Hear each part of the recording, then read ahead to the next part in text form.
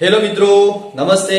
आज एक बार फिर पुनः हम हिंदी की क्लास लेकर आए हैं और हिंदी के अंतर्गत हमें वर्ण विचार के अंतर्गत स्वर पढ़ना है। लेकिन इस स्वर को पढ़ने से पहले हम इसका जो ऐतिहासिक दृष्टिकोण है उसके बारे में भी बातचीत कर लेते हैं और जो भाषा के प्रकार हैं वो भी हमारे देखने बाकी है, क्योंकि वहां से भी महत्वपूर्ण प्रश्न बनते हैं। तो चले पहले ऐतिहासिक क्रम देख लेते हैं। इसका ऐतिहासिक क्रम क्या रहता है? जो हिंदी भाषा निकल कर आई, हिंदी ऐसे बन गई, किस भाषा से बनी है, हिंदी भाषा का विकास, ऐसा करके एक प्रश्न बनता है, मैं बताऊंगा आपको। तो चलिए पहले बातचीत करते हैं ऐतिहासिक दृष्टिकोण। ऐतिहासिक दृष्टिकोण, हिंदी भाषा का ऐतिहासिक दृष्टिकोण किस प्रकार से रहा है? देखिए आप कि जैसे मूल भाषा की बात करें तो मूल भाषा मानी जाती है संस्कृत। कौन सी मानी जाती है? संस्कृत। मूल भाषा कौन सी है? संस्कृत मानी जाती है। और जो संस्कृत है उसके दो पार्ट हैं, आप देख सकते हैं। पहला जो है वो वैदिक, और जिसके अंतर्गत वेद और उपनिषद को रखा जाता है। ठीक है, उपनिषद को रखा जाता है।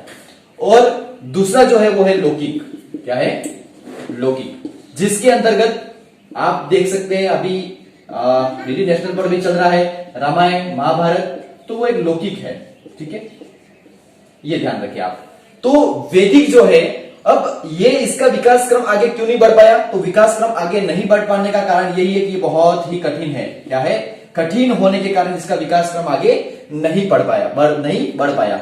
और आगे जब इनकी बात करें जैसे लौकिक की, तो लौकिक के अंतर्गत जो लौकिक से निकली है वो कौन सी है? पाली भाषा। कौन सी? पाली भाषा।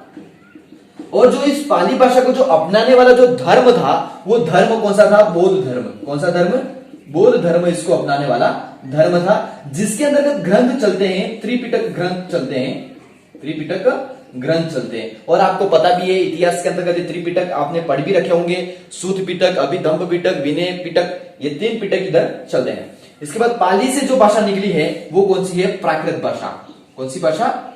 प्राकृत भाषा। और प्राकृत भाषा को जो अपनाने वाला जो धर्म था वो धर्म कौन सा है? जैन धर्म। कौन सा धर्म? जैन धर्म जो है इसको अपनाने वाला धर्म था। ठीक है, और इनके अंदर जो ग्रंथ है वो ग्रंथ कौन से चलते हैं? आगम। कौन से ग्रंथ चलते हैं? आगम ग्रंथ चलते हैं।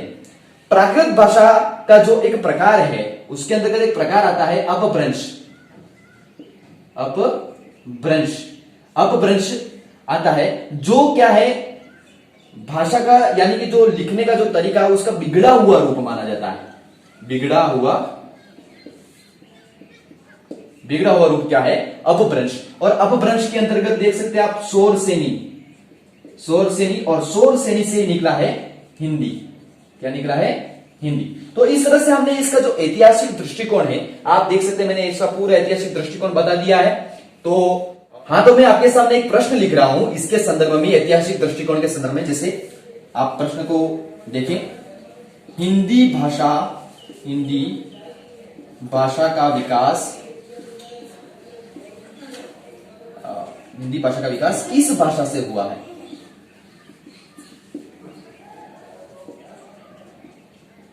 या इसका निर्माण किससे हुआ है? आप देख सकते हैं। तो आपके सामने ऑप्शन रहेंगे, देखिए, संस्कृत से, बी ऑप्शन रहेगा आपके अपभ्रंश, सी आपके सामने ऑप्शन रहेगा शौरसेनी, और डी ऑप्शन रहेगा इनमें से कोई नहीं। तो आपको अब ये ध्यान रखना है कि इन चारों में से ऑप्शन कौन सा सही करना है। इनमें से कोई तो मतलब ही नहीं है, उनको तो करना ही नहीं। इन तीनों को ध्यान में रखना है। तो इन तीनों में आपको जो इसका निकटतम है शौरसेनी, उसको सही करना है।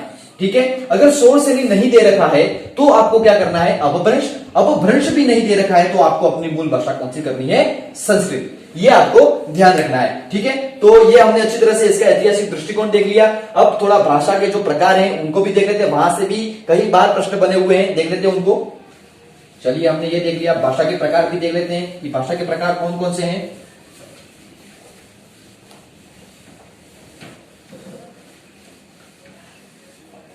जैसे भाषा के प्रकार के बारे में मैं बातचीत करूं, भाषा के प्रकार 3 प्रकार होते हैं। कितने प्रकार होते हैं?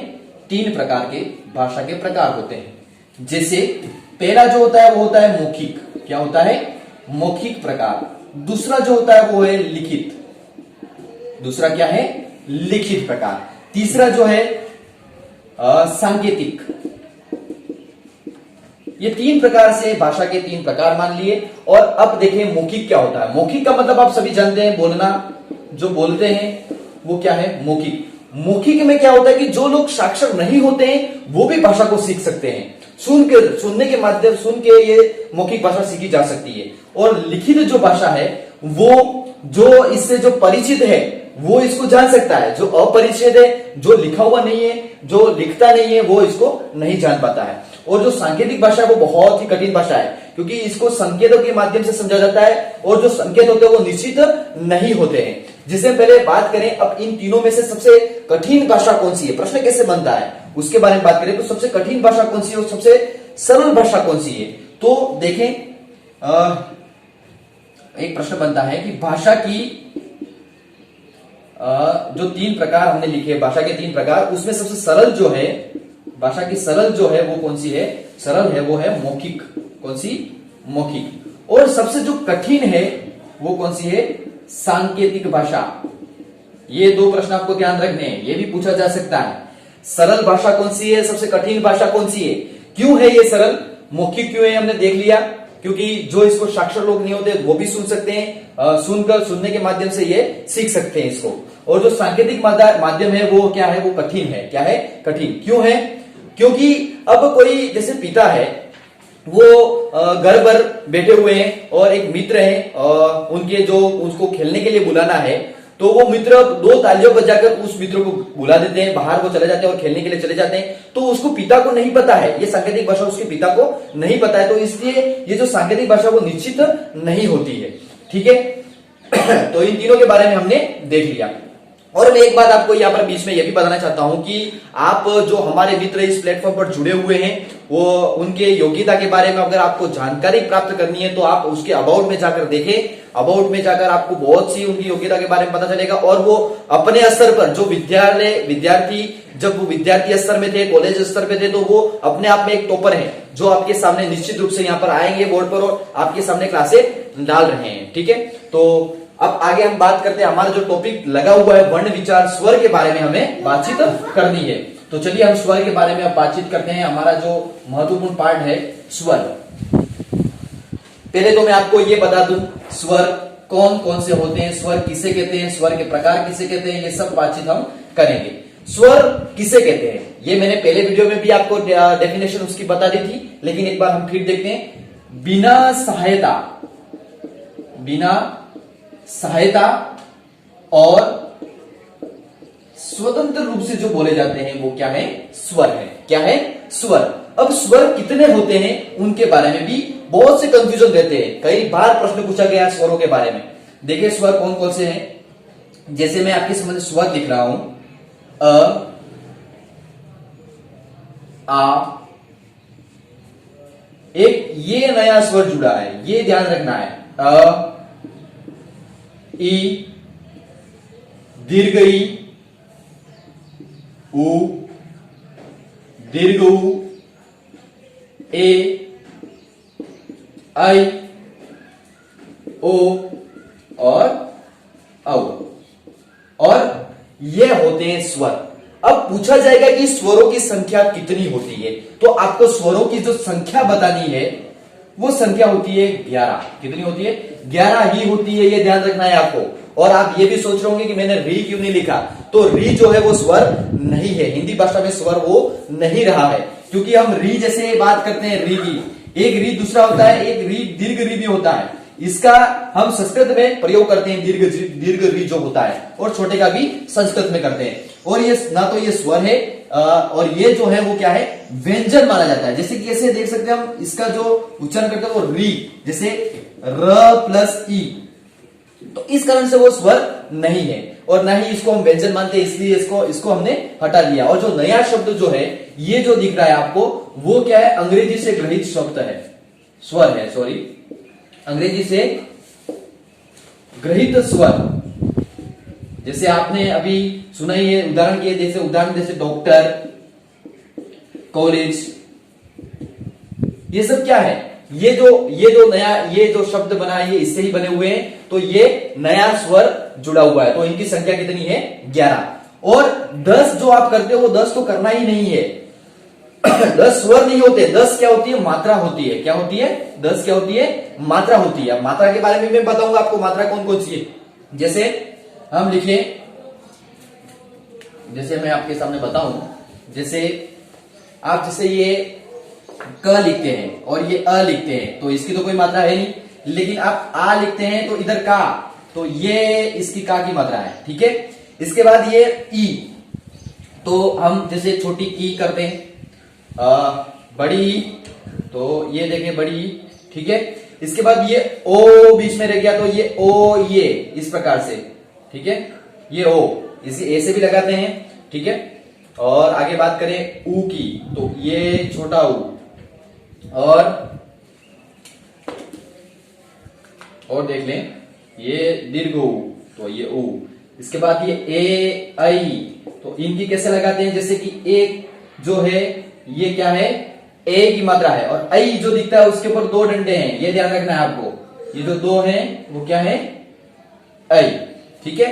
और ओ और औ, तो इनकी भी देख लें, ये जैसे औ और औ।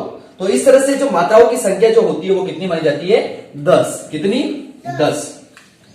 अब ये बात भी आप ध्यान रखिए कि लिखते समय स्वरों की संख्या कितनी होती है वो भी पूछा जाता है। तो लिखते समय स्वरों की संख्या होती है 13। कितनी होती है? 13। 11 तो वो हो गए, 12 13 हम और अह को भी इसमें गिन लेते। अब हम आगे जो हमारा क्लासिफिकेशन हिंदी का बाकी है वो देख लेते हैं। तो बातचीत करते हैं उनके बारे में। जैसे कि पहले प्रकार के बारे में बात करें तो स्वर में जो उच्चारण करते हैं उसमें लगने वाले समय के आधार पर हम उसका क्लासिफिकेशन करते हैं। सबसे पहले बात दिया उसको स्वर में उच्चारित समय के आधार पर देखते हैं। समय के आधार पर देखिए, उसके अंतर्गत हमें पढ़ना है सबसे पहला ह्रस्व। क्या पढ़ना है? ह्रस्व। दूसरा जो होता है दीर्घ, और तीसरा है प्लुत। 3 प्रकार। इसको आगत स्वर भी कहते हैं, ये भी आपको ध्यान रखना है, आगत स्वर, ठीक है। अब हम पहले ह्रस्व के बारे में बातचीत करते हैं। कौन कौन से स्वर है वो ह्रस्व हैं, और कौन से दीर्घ हैं, और कौन से प्लुत है। देखिए, बातचीत करते पहले ह्रस्व के बारे में। ह्रस्व के कुछ दूसरे नाम भी है। इसको हम मूल स्वर भी बोलते हैं, इसको हम एक मात्रिक स्वर भी बोलते हैं, एक मात्रिक स्वर, और इसे लघु भी कहते हैं, ठीक है। तो ह्रस्व, मूल, एक मात्रिक और लघु। अब इसका जो उच्चारण होता है वो कम समय में उच्चारित होने वाले हैं ये, ठीक है। कम समय में इसका उच्चारित ये होते हैं। जैसे कौन कौन सी इसकी संख्या कितनी मानी जाती है, ये प्रश्न पूछेगा एग्जाम में। प्रश्न तो ध्यान रखना है आपको, ठीक है। अ, ई और उ, ठीक है। इनकी संख्या जो मानी जाती है वो कितनी है? 3। कितनी है? 3। ध्यान रखना है आपको, ठीक है। तो इस तरह से हमने ह्रस्व, मूल, एक मात्रिक स्वर, लघु को देख लिया, जिसमें कम समय में उच्चारित होते हैं उन्हें देख लिया आपने। दूसरा जो है वो है दीर्घ, ठीक है। दीर्घ स्वर, ठीक है, जिसे हम क्या कहते हैं? गुरु स्वर भी बोलते हैं। गुरु स्वर, जिसे हम सजातीय स्वर भी बोलते हैं, सजातीय स्वर भी बोलते हैं। और दीर्घ का मतलब बताइए, बड़े जो होते हैं। अब बड़े कौन कौन से हैं? जो 3 के बाद जो पीछे जो रह गए हैं, हमारी संख्या स्वरों की कितनी थी? 11। पीछे जो रह गए हैं वो कौन से हैं? दीर्घ स्वर, गुरु स्वर या सजातीय स्वर, या उसको हम बोल सकते हैं द्विमात्रिक स्वर। द्विमात्रिक स्वर। अब देख सकते हैं आप उनकी संख्या कितनी है? 8 है। कितनी है? 8 संख्या उनकी। दीर्घ मात्रिक स्वर की संख्या कितनी है? 8। और प्रश्न पूछा जाता है, देखो गुरु, ह्रस्व जो उसका मतलब होता है छोटा, और बड़ा मतलब क्या है? गुरु, ठीक है। अब उनकी संख्या देख लेते हैं। कितनी होती है? 8 होती है। देखिए कौन कौन सी? आ ई, उ, ए, आई, ओ और औ, ठीक है। तो ये मैंने 8 संख्या लिख दी आपके सामने। तो अब ये जो 4 आपको दिख रहे हैं इनको संयुक्त स्वर भी कहते हैं, ये भी आपको ध्यान रखना है, इनको संयुक्त स्वर भी कहते हैं। तो इस प्रकार से हमने स्वर के स्वर के उच्चारण समय के आधार पर हमने ह्रस्व और दीर्घ स्वर देख लिए, और एक दूसरा रहता है वो हम देख लेते हैं।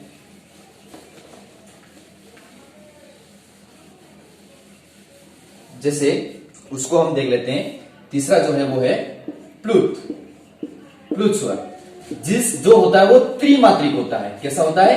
त्रिमात्रिक। जैसे उसमें जो समय लगता है वो 3 गुना लगे, जैसे कि इसका जो प्लुत है वो ये प्लुत ऐसे, ये इसको कहते हैं प्लुत, ठीक है। जैसे ये जो होता है वो संस्कृत के जो मंत्र होते हैं उसमें इसका उच्चारण किया जाता है। जैसे इसको नहीं बोले ऐसे, ठीक है, 3 गुना इसमें त्रिमात्रिक समय लगे, वो क्या है? प्लुत है। तो अब हमने स्वर के उच्चारण के समय के आधार पर हमने क्या देख लिए? 3 इसके जो प्रकार थे वो देख लिए। अब दूसरा जो अब इसके अंतर्गत ही आता है, दूसरा जो हमारे सामने है वो है यत्न और प्रयत्न के आधार पर। दूसरा प्रयत्न या यत्न के आधार पर, यत्न के आधार पर देख लेते हैं हम।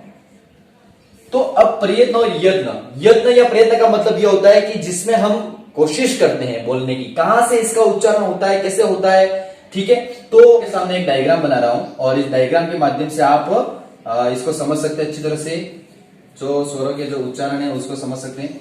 जैसे मैं एक डायग्राम बना रहा हूं आपके सामने, ये जीभ के आधार पर स्वरों का वर्गीकरण कर रहे हैं। तो इधर वाले जो भाग हैं उन्हें हम लिख देते हैं अग्र। अग्र मतलब क्या होता है? आगे। और ये वाला जो भाग है वो है पश्च, मतलब पश्च मतलब क्या होता है? पीछे। और ये वाला भाग आप दिख रहा है, ये वाला भाग है मध्य। क्या है? मध्य। तो जीभ के आधार पर जैसे मध्य, मध्य से जो बोला जाता है स्वर वो कौन सा है? अ। ये ध्यान रखना है आपको, ठीक है। और एक है औ, ठीक है।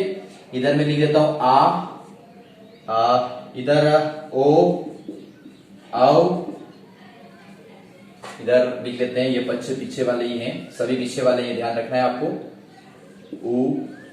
उ, इधर लिख लेते हैं अग्र कौन कौन से? ई और ई, ए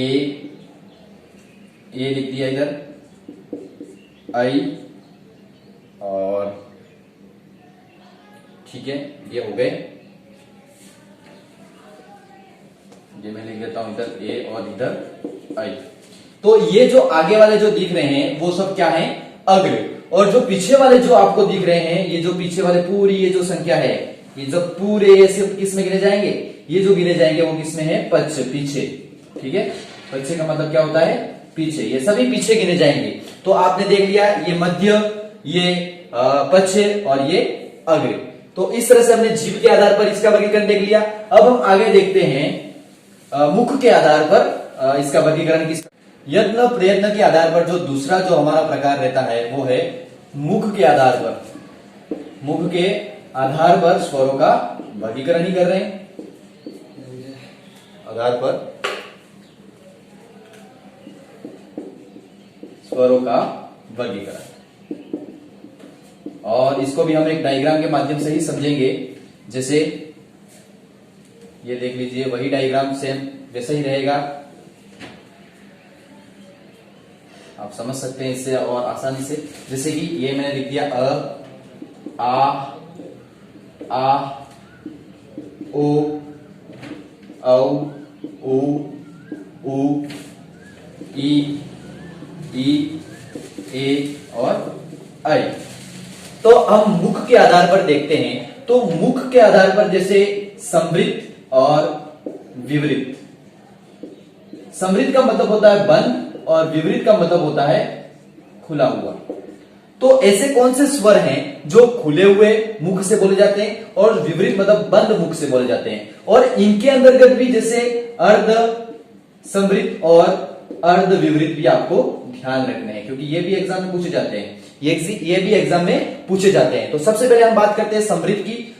समृद्ध जो माने जाते हैं, ये जो ऊपर वाले दिख रहे हैं आपको, ये समृद्ध है, ये ध्यान रखने। ई और उ ये समृद्ध है, ठीक है, मुख के उच्चारण के आधार पर, ठीक है। तो इनकी संख्या कितनी मानी जाएगी? 4। इनकी संख्या कितनी है? 4 है। और विवृत जो है, विवृत की बात करें तो विवृत एक ही है, जिसमें मुंह पूरा तरह से खुला रहे, जैसे आ, जैसे बोलते हैं हम आ, तो इसका मतलब है ये विवरित। विवरित क्या है? एक ही है। एक की संख्या कितनी है? एक है। अब बात करें हम अर्धविवरित और अर्धसंवरित। तो अर्धविवरित जो है इसके अंतर्गत ये जो आपको दिख रहे हैं ये क्या है? अर्ध विवरित, ठीक है, जिसमें मुख जो है वो आधा खुले, ठीक है, जैसे ए, इसके बाद और औ, ठीक है। आगे जैसे ये ऊपर जो दिख रहे हैं ये जो छूट गए हैं दो दो, जो इनकी संख्या है ए और ओ, तो ये जो है वो अर्ध समृद्ध है, ठीक है। तो इस तरह से हमने आज यत्न प्रयत्न के दो प्रकार देख लिए। पहला जो देखा हमने जीभ के आधार पर, और दूसरा जो देखा है वो है मुख के आधार पर। तो दो जो बाकी रह गए हैं जो प्रकार, वो हम अगली क्लास में पढ़ेंगे मित्रों। धन्यवाद मित्रों।